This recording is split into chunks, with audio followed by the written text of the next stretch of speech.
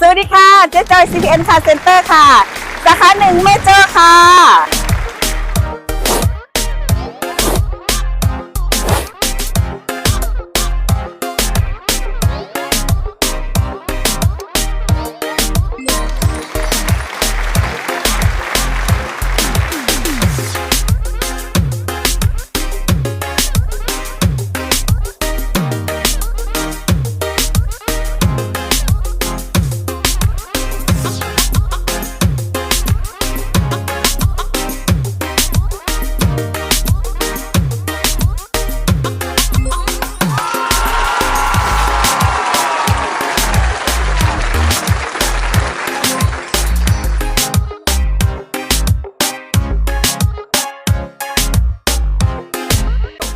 บริการหลังการขายเจ๊จอยจัดให้ค่ะ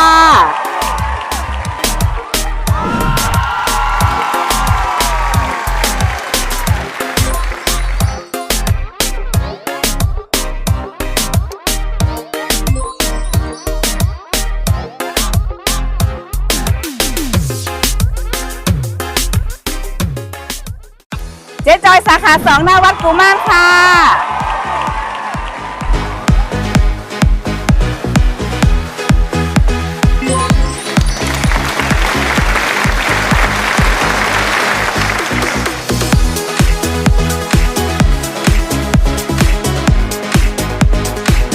เจ๊จอย CPN Car Center สาขา3หน้าหมู่บ้านขนเวียงหางดงค่ะ